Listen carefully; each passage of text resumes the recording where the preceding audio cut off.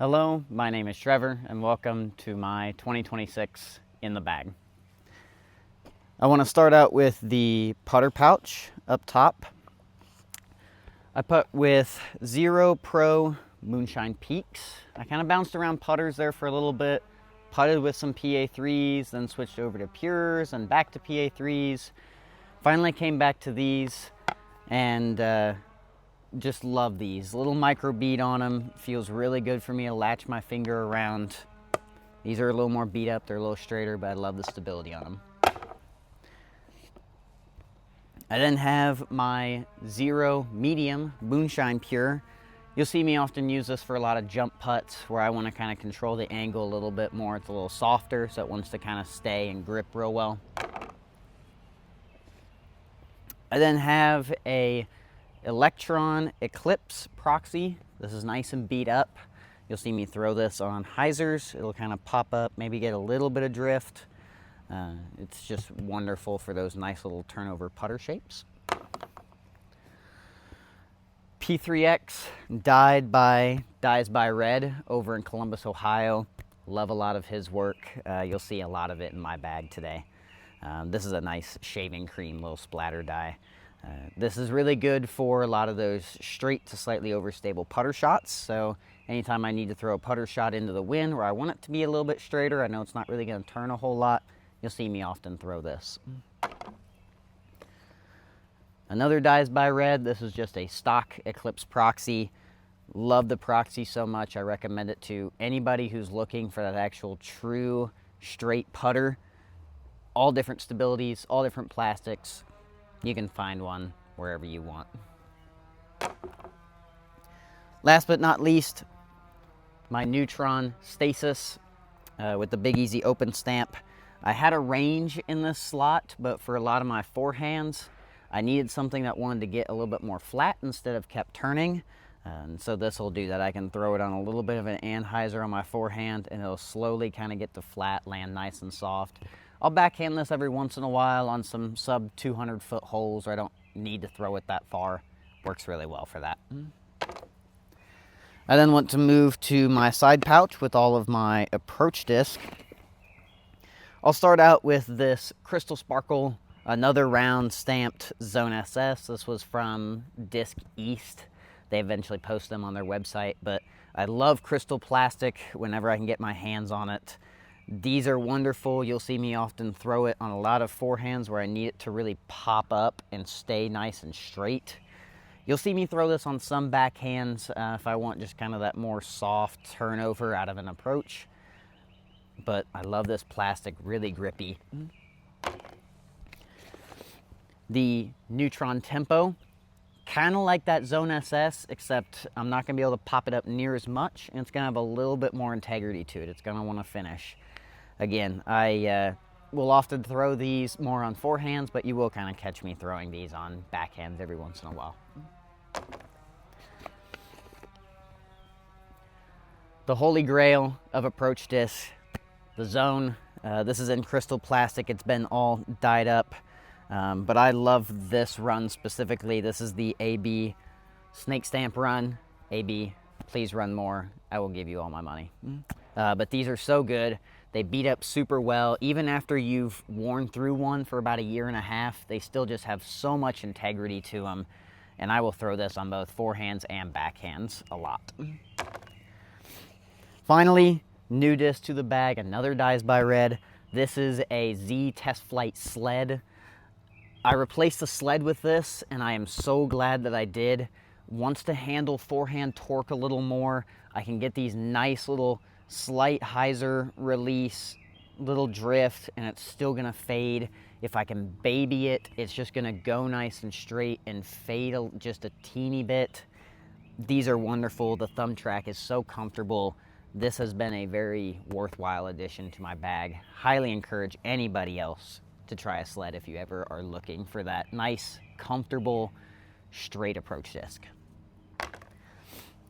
I move to my zipper pouch here, where I have a Meta Horizon splice. If I'm tucked away in the woods and I don't really have any other way to get out, this is my Thumber Tomahawk disc. My brother will vouch for me and say, if you see me dig this out, I'm throwing a prayer, and it's probably going to be pretty good. But I love these. I do have a tilt that I've messed around with as well, but ultimately these kind of have a little more pan out on a lot of my tomahawks and thumbers, whereas the tilt just wants to stay on whatever angle I throw it. So these are great. Last in here, an Eclipse Glitch, also dies by Red. Again, you'll see a lot of his work. I love his work. But you'll see me often throw these on a lot of spinner shots. So I have my pure where I can kind of jump, I can control the angle really well. The glitch is just purely wrist. I don't have any sort of other movement. I've thrown in so many times with various different glitches that I've rotated in my bag. If you see me dig this out, you should be terrified. I do have one more tucked over here in the side zipper. This is a Squatch Legend. It is signed by Calvin. I love this bag. Do I probably carry a bit too much? Maybe, but I know what every single one of these discs does, and that's the important thing. Know your bag and what you have in it. It doesn't matter how much or how little you have. Know what you're throwing. Over here, I have my Forge Function. This is the European Open stamped from 2024. I love these. These are great roller discs. This one's actually been in for quite a while, but because it's in that forged plastic, it's maintained its stability really well. So I really love these for a lot of my rollers. We move to the main compartment here. I'll start with all my mids. I have a Neutron Hex signed by Simon. I love this. This has been beat up really well to where I can pop it on a little bit of hyzer and get these nice slow drifts out of it.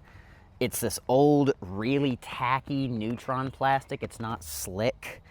It's been worn in so well, and I think that I would legitimately cry if I ever lost this. But this has been a staple in my bag ever since I started playing. I bought this off of Amazon, if that tells you anything. Next, I have another Dies by Red. This is a Total Eclipse Hex. This is actually in another round Salt Lake City tournament stamp. But it has that nice red-tailed hawk on it. I love birds, if you know anything about me. So to see this stamp on their website, I was like, I gotta have me one. So I bought it, I sent it off, got it dyed. I can punch this nice and hard straight. It might get a little bit of fade out of it, but I can kind of really throw this on a nice, soft, drifty angle. And it's just slowly gonna get to flat. It's never really gonna fade on me. So this is my nice stable hex. This is a Pastry Dies Sea Line Horizon Glacier. This is their prototype run from the mystery boxes 2 years ago. Really, really love these. These are really glidey mids with a lot of stability.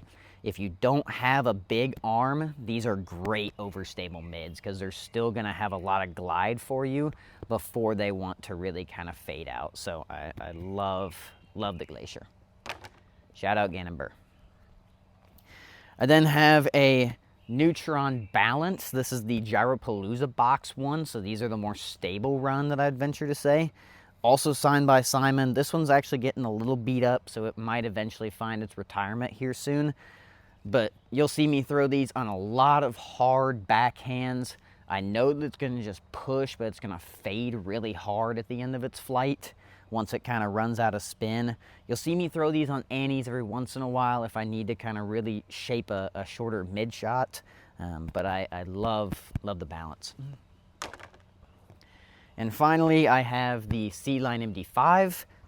I actually dyed this up myself at Idlewild. I really love the mosaic style that I went with. Just kind of swirled around some color, just hope that it looked good. But you'll see me throw these on maybe some longer forehand approaches where I can't really get my zone there. But these are these Sea Line MD5s. They're stable. They just want to get to the ground. They're really good for wind fighting, and I really love this disc. Next, we're going to move into the fairways. I have a few of them. This is a Neo Essence. It's actually in this Color Madness plastic. I love these. They kind of handle power really well. So I can throw this really hard on a slight hyzer. It'll pop up and drift a really long time before it finally wants to fade out. It's been a struggle to kind of find a fairway that will match the shot shape that I've been looking for, and I've been loving these.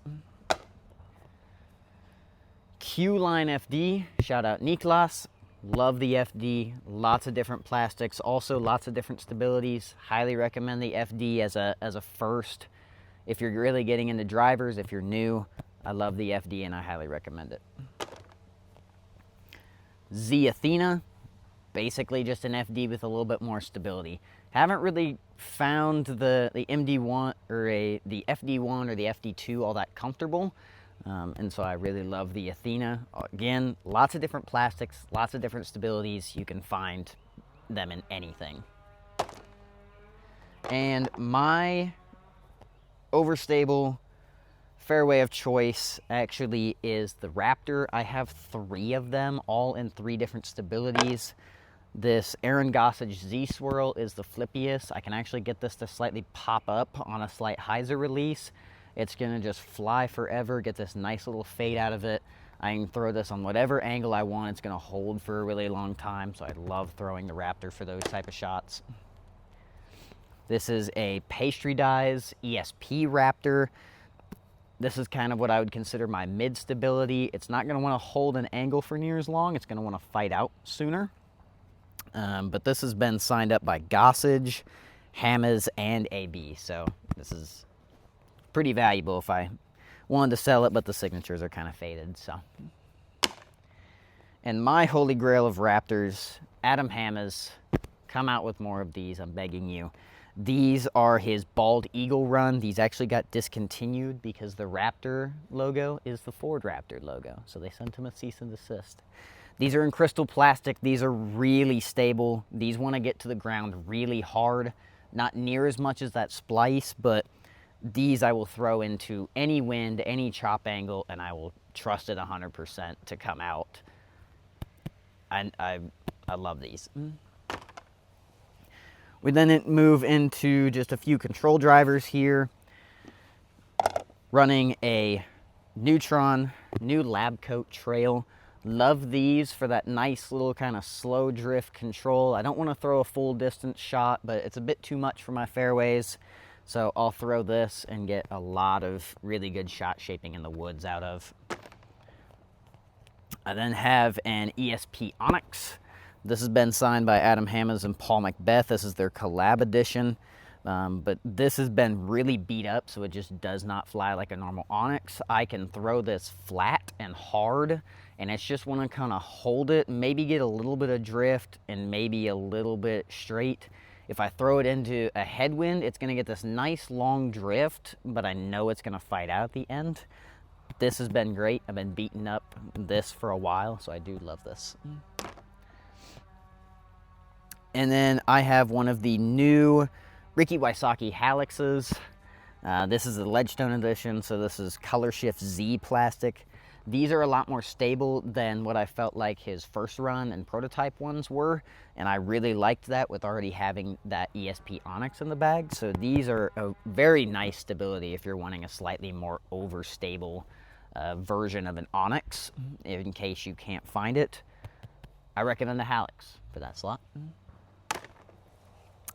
And finally, we move to the distance drivers. I have a Grand Grace. This thing has been beat up for a while, and I can throw this on hyzer. It's gonna pop and just turn the whole time.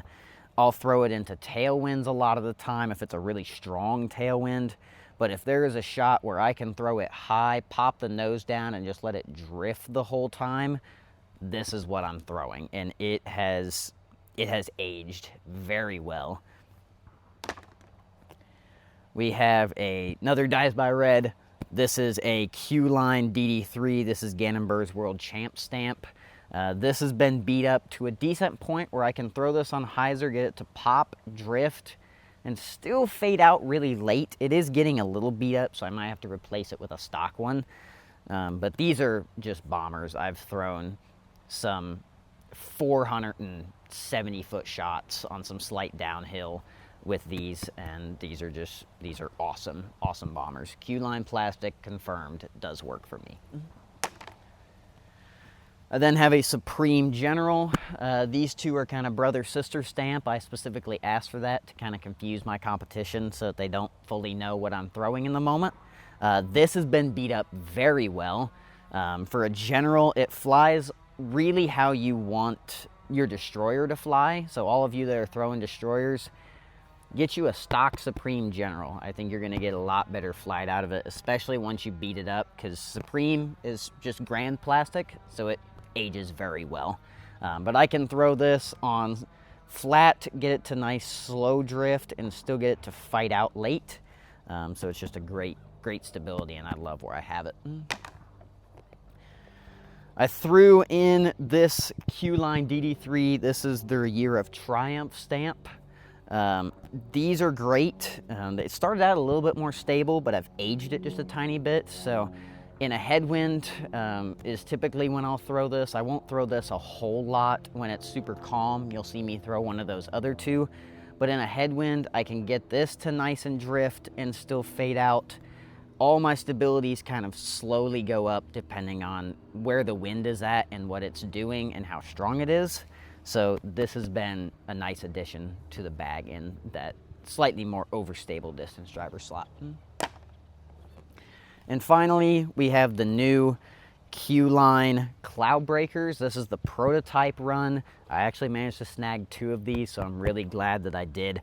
These are just stable. They want to get to the ground super quick. If I'm throwing in a 30-mile-an-hour wind, it does not care. It is going to push, drift in that 30-mile-an-hour headwind, and it's still gonna fade and get to the ground. They push forever in this Q-Line plastic.